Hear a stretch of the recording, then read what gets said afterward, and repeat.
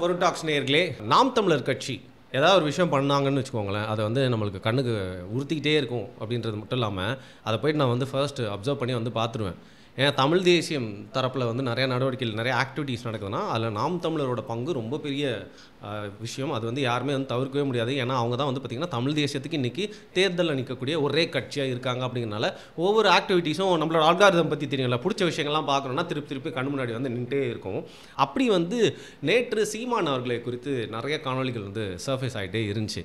அதில் ஒரு விஷயம் சொல்லணும். அதாவது ஒருத்தர் வந்து நல்லது பண்ணுறாருனா அந்த நல்லதையும் சொல்லணும், கெட்டது பண்ணுறாருனா கண்டிப்பாக விமர்சனம் வச்சுட்டு போகணும். அது யாராக இருந்தாலும் சரி. அதனால் வந்து சும்மா கண்மூடித்தனமாக ஒரு விஷயம் ஒருத்தர் மேலே வந்து இல்லை இது இல்லை எனக்கு மாற்றுக்கருத்து இருக்குது அப்படின்னு சொல்லிட்டோன்னா அவர் செஞ்ச நல்லதை பற்றி பேசாமல் இருக்கணும்னு அவசியமே இல்லை. ஸோ அதனால் வந்து ஃபஸ்ட்டு நல்லதை சொல்லிவிட்டு அடுத்தது வந்து என்ன நான் வந்து முரண்படுறேன் அப்படிங்கிறத போகலாம். குறிப்பாக வந்து எதை முரண்பட்டு நான் பேச போகிறேன்றது இப்போ சொல்லிடுறேன். சீமான் அவர்கள் நான் எந்த கட்சி கூடயும் வந்து கூட்டணி வைக்க மாட்டேன், தனியாக தான் வரக்கூடிய தேர்தலை சந்திப்பேன் அப்படிங்கிறத வந்து சொன்னார். சூப்பர், அவரோட தைரியத்தை நம்ம வந்து பாராட்டுறோம். அதில் போய்ட்டு நம்ம அண்ணன் நீங்கள் கூட்டணி வைக்கணும்னு வைக்கக்கூடாதுலாம் சொல்கிறதுக்கு நம்மளுக்கு தகுதியெலாம் இல்லை. அவர் கட்சியோ அவர் முடிவு எடுத்துகிட்டு போகிறார். ஆனால் அவர் என்ன சொல்கிறார், இயேசுவின் மேல் ஆணையா இல்லை இயேசுவின் மேல் சத்தியமானு கூட வச்சுக்கோங்களேன், இயேசு சாட்சியா இல்லை எப்படினாலும் சரி, அவர் வந்து இயேசுவின் பேரை இழுத்து வந்து ஒரு விஷயம் வந்து சொல்கிறார், சத்தியத்தை வந்து சொல்கிறார்ல, அதில் நம்மளுக்கு ஒரு மாற்று கருத்து இருக்குது. அதை தான் நம்ம வந்து பேச போகிறோம். பட் அதுக்கு முன்னாடி அவர் செய்த நல்லது அதை பேசிடுவோம். நல்லது ஃபஸ்ட்டு சொல்லிட்டு அதுக்கப்புறம் வந்து கெட்ட சொல்கிறது தானே கரெக்டு. என்ன மேட்டர்னா, எந்த அரசியல் கட்சி தலைவர்களாக இருந்தாலும் சரி, இல்லை எந்த அரசியல் கட்சியாக இருந்தாலும் சரியா, அவங்க என்ன பண்ணுவாங்க, எந்த மத ஆக்டிவிட்டி இருந்துன்னு வச்சுக்கோங்க, ரிலீஜியஸ் ஆக்டிவிட்டி இல்லை குறிப்பாக வந்து சிறுபான்மையினர் ஆக்டிவிட்டினா வந்து ரொம்ப டிப்பிக்கலான கடைஞ்செடுத்த அந்த டெக்ஸ்ட் புக் அரசியலை வந்து பண்ணுவாங்க. இதில் இஸ்லாமியர்கள் என்னது அரசியல் பேக்கேஜ்னால் வந்து அது வந்து இஃப்தார், நோன்பு திறக்கும் நிகழ்ச்சி, ஒரு கப்பு, பக்கத்தில் நிஜமாகவே ஒரு பாய் உட்காந்துருப்பார், இவங்க கட்சியிலேருந்து ஒரு பாய் ரெப்ரசன்டேட்டிவ், ஒரு கப்பில் வந்து குடிக்கிற மாதிரி ஒரு போஸ்ட்டு, மேலே வந்து ஒரு குல்லா,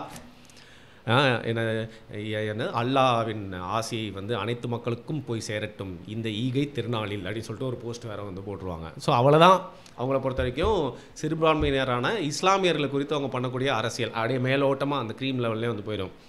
அடுத்து கிறிஸ்தவர்கள் வரும். கிறிஸ்தவர்களுக்கு ஆப்வியஸ்லி கிறிஸ்மஸ் பேக்கேஜ். அதில் வந்து பார்த்திங்கன்னா ஒரு கேக்கு, இந்த சைடு வந்து பார்த்திங்கன்னா ஒரு ஃபாதர் நிற்பார், இந்த சைடு வந்து ஒரு நன் நிற்பாங்க. கிறிஸ்டியன்ஸ்லேயே பல விதமான கிறிஸ்டியன்ஸ் இருப்பாங்க, ப்ரொட்டஸ்டன்ட்டு, ஆர்சி, இதில் எல்லாருக்குமே ஒரு டீஸ்பூன் அப்படிங்கிற மாதிரி பார்த்திங்கன்னா ஒரு ரெப்ரசன்டேட்டிவ், ஒரு ரெவரண்டு, ஒரு ஃபாதர் நிற்க வச்சுப்பாங்க. ஒரு கேக் வெட்டி பக்கத்தில் ஏதாவது ஒரு சின்ன குழந்தைக்கோ நம்ம கிறிஸ்மஸ் தாத்தாவை மறந்துட்டோமே, கிறிஸ்மஸ் தாத்தாவும் நிற்பார் வேஷம் போட்டு, அவங்களுக்கு ஒரு கேக் ஊட்டுற மாதிரி வந்து இயேசு பெருமான் பிறந்த இந்த தினத்தில் அவரை போலவே எல்லாருக்கும் அன்பை ஸ்ப்ரெட் பண்ணுவோமாக அப்படின்னு சொல்லிட்டு வந்து டிஎம்கே வந்தாலும் சரி, ஏடிஎம்கே வந்தாலும் சரி, பிஜேபி கூட வந்து கேக்லாம் வெட்டின்னு தான் இருக்கிறாங்க, நம்ம பார்த்துட்டு தான் இருக்கோம். அரசியல் என்ன பண்ணுறது, எல்லாருமே குளிர் வைக்கணும் அப்படிங்கிறதுக்காக ஒரு நரேட்டிவ் தான். இந்த லெவலில் தான் வந்து பார்த்திங்கன்னா அவங்களோட சிறுபான்மையினர், அதாவது சிறுபான்மையினர் சொல்லப்படுற யாருங்க, மத சிறுபான்மையினர், அவங்களுக்கு குளிர்விட்டும் கூடிய ஒரு அரசியலை வந்து பண்ணிட்டு போவாங்க.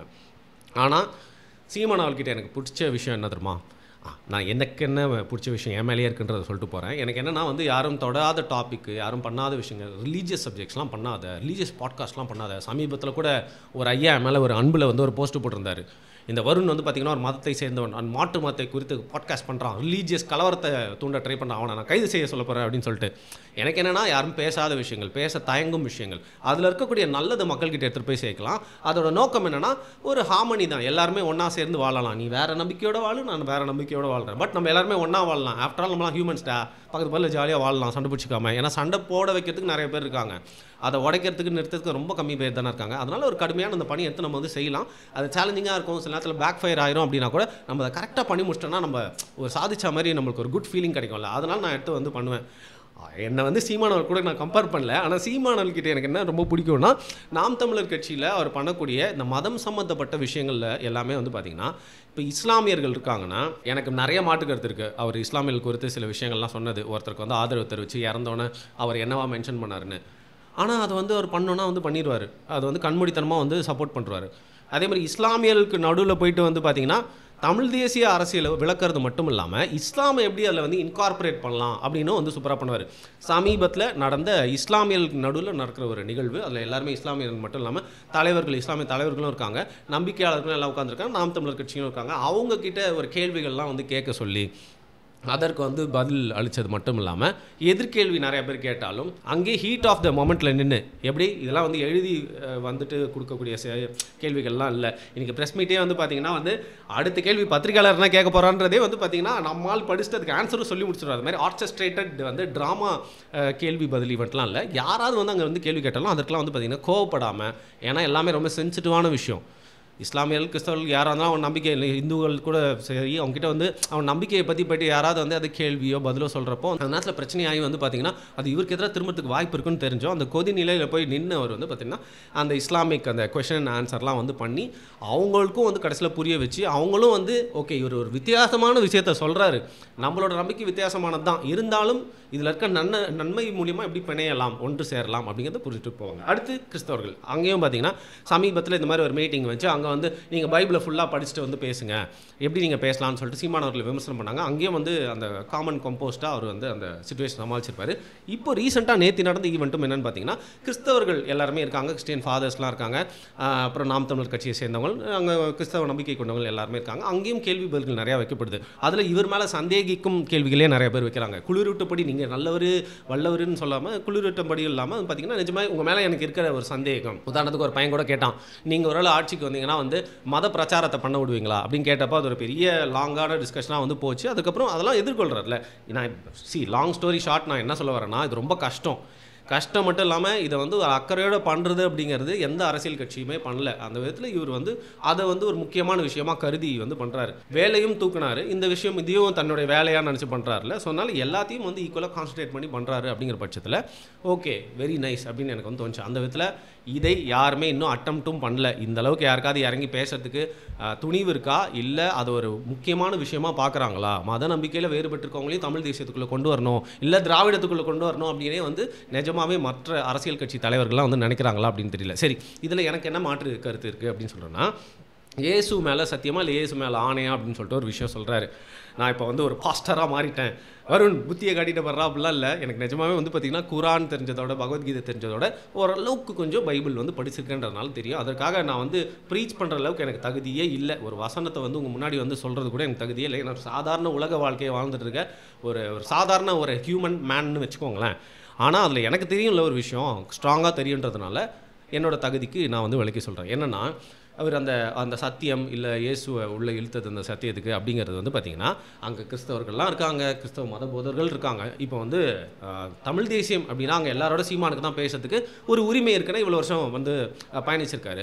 ஒரு கிறிஸ்தவத்தை பற்றி நிறையா தெரிஞ்ச அந்த ஃபாதரியார்கள் அங்கே கீழே உட்காந்துருக்க பிலீஃபர்ஸே வந்து பார்த்திங்கன்னா அவர் வந்து அந்த இடத்துல கரெக்ட் பண்ணல. சீமானவர்களே வந்து பார்த்திங்கன்னா பைபிள்லாம் படிச்சிருக்கலாம், அதுக்கான வாய்ப்புலாம் இருக்குது. என்ன சொல்லுது பைபிளில் அப்படின்னு பார்த்தீங்கன்னா, இல்லை இயேசுவே என்ன சொல்கிறாருன்னா, நீ வந்து எதன் மேலேயும் வந்து சத்தியமிடாத, மானத்தில் இருக்கிற அந்த சொர்க்கத்து மேலேயும் சத்தியமிடாத, அங்கே நான் உட்காந்துருக்க என்னோட சேர் இருக்குல்ல என் த்ரோனு அது மேலேயும் சத்தியமிடாத, என்ன நம்ம நம்பிக்கை மேலே கூட சத்தியமிடாத, என்னை கூட இழுக்காத, என் பேரில் கூட வச்சு சத்தியம் இடாத, இவ்வளோ ஏன் சுற்றி வளச்சிக்கிட்டு சத்தியமே இடாத.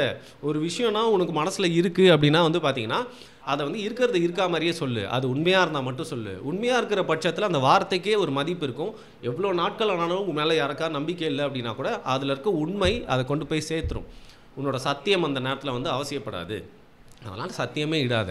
உன் தலைமையில் mother promise, my head promise, அப்புறம் நான்லாம் பார்த்திங்கன்னா வாட்டர் மேலே ப்ராமிஸ்லாம் போடுவேன். ஏன்னா வாட்டர் எனக்கு ரொம்ப பிடிக்கும்னால சரி அந்த கேவலமான பழக்கத்தை வந்து விடணும். ப்ராமிஸ் போடுற பழக்கத்தை இப்போ ரொம்ப ட்ரை பண்ணி நிறையா வந்து விட்டுருக்கேன். காட் ப்ராமிஸ்லாம் எப்போயோ விட்டுட்டேன் நான். ஸோ அதனால் சில பேர் வந்து பார்த்திங்கன்னா செத்துப்போன பாட்டி மேலாம் ப்ராமிஸ் போடுறாங்க. ஸ்கூலில் தான் இந்த விதவிதமான ப்ராமிஸுகள் நிறையா நடக்கும். இனிமேல் இந்த ப்ராமிஸ் பற்றி நம்ம ஒரு தனி வீடியோ பண்ணலாம். ஸோ இதில் பேசிக்காக வந்து புக் என்ன சொல்லுது, பைபிள் என்ன சொல்லுதுன்னா, ஜீசஸ் அதில் என்ன சொல்கிறாருன்னா, என் மேலே வந்து சத்தியமிடா சத்தியமே இடாதுன்னு சொல்கிறாரு. அப்படி இருக்கிறப்போ அவர் அந்த ஒரு விஷயத்தை சரி அந்த நேரத்தில் வந்து பார்த்திங்கன்னா வாய் தவறி கூட சொல்லிட்டாருன்னு வச்சுக்கோங்களேன், உணர்ச்சி பூர்வமாக சொல்லிட்டாரு அப்படின்னா கூட அங்கே உட்காந்துருக்கிற தொடர்ந்து மதத்தை வந்து பிரச்சாரம் பண்ணக்கூடியவங்க, தொடர்ந்து வந்து பார்த்திங்கன்னா வந்து இதையே பார்த்துட்டு இருக்கக்கூடியவங்க, அவங்க வாழ்க்கையே வந்து பார்த்திங்கன்னா வெளியில் அரசியல்லாம் இல்லை, முழுக்க முழுக்க கிறிஸ்தவத்தை பரப்பணும், அந்த நம்பிக்கையில் ஜபம் பண்ணணும், மக்கள்கிட்ட வந்து பிரச்சாரம் பண்ணணும், அதுக்குள்ளே இருக்கக்கூடியவர்கள் எப்படி வந்து அந்த ஒரு தப்பை வந்து கரெக்ட் பண்ணாமல் விட்டாங்க அப்படின்னு தெரியல. அது மட்டும் இல்லாமல் செய்திகள் இன்றைக்கி முன்னாடி வந்து பார்த்திங்கன்னா எப்படி பரப்பப்பட்டதுன்னா, அந்த ஈவெண்ட்டை பற்றி மற்ற விஷயங்கள்லாம் பரப்பவே படல.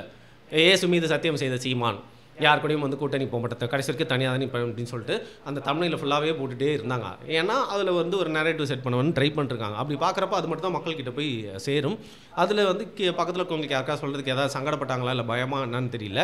ஸோ யார் சங்கடப்பட்டாலும் யார் கோச்சிட்டாலும் நம்ம வந்து பயப்படாமல் உண்மையாக தான் பேசணும் அப்படிங்கிறனால அந்த ஒரு விஷயம் வந்து ஃபேக்சுவலி ரொம்ப தப்பு. ஃபேக்சுவலி மட்டும் இல்லாமல் ஃபெய்த் படியே வந்து நம்பிக்கையின் படியே ரொம்ப தவறு அப்படிங்கிறனால அவர் தனியாக நிற்கிறத வந்து நம்ம அவரோட தைரியத்தை பாராட்டலாம். பட் அந்த சத்தியம் போட்டது வந்து நம்மளுக்கு கொஞ்சம் உறுத்துது அப்படிங்கிறது தான். இது தாங்க மாரல் ஆஃப் த ஸ்டோரி. இதை ஏன்டா எவ்வளோ நேரம் இழுத்து சொல்கிறேன் அப்படிங்கிறீங்களா? சரி, வேறு யாராவது பிடிக்காதவங்க எதிர்கருத்தில் இருக்கவங்க நாளைக்கு இதே வந்து பார்த்திங்கன்னா கிறிஸ்தவர்களை வச்சு கிறிஸ்தவர்களை உங்களுக்கு எதிராக திருப்பறதுக்கான ஒரு குட்டி ஆயுதமாக வந்து பயன்படுத்திடக்கூடாது அப்படிங்கிறனால இந்த நேரத்தில் நம்மளுக்கு ஒரு நம்பிக்கை இருக்குது. அந்த நம்பிக்கையை பற்றி கொஞ்சம் தெரியும் அப்படிங்கிறனால இதை நான் உங்கள்கிட்ட வந்து சொல்லியிருந்தேன். ஏதோ சின்ன பையன் பெரிய பையன் மாதிரி பேசிட்டேன், ரொம்ப வந்து அதிமேதா மாதிரி பேசிட்டேன், என் எல்லையை மீறிட்டேன், என் இடத்த மீறி பேசிட்டேன் அப்படின்னு நீங்கள் நினச்சிங்கன்னா கீழே எனக்கு கமெண்ட் பண்ணி திட்டாதீங்க. நான் வந்து சப்ஸ்கிரைப் பண்ணுங்க கூட வந்து கேட்க மாட்டேன். அதனால் வந்து ஏதாவது என்ன கருத்துக்கு எதிர்கருத்துன்னு தான் சொல்லுங்கள். ஆர்எல்ஸ் நீங்களே வந்து நிறைய பைபிள்லாம் படிச்சிருந்தீங்க, இன்னும் தெளிவாக இருக்கீங்க அப்படின்னா வந்து ஐ ஸ்டாண்ட் கரெக்டட். நீங்கள் என்கிட்ட வந்து சொல்லுங்கள் கீழே கமெண்ட்டுக்கு, நான் கண்டிப்பாக வந்து ரிப்ளை பண்ணுறேன். மிக்க நன்றி.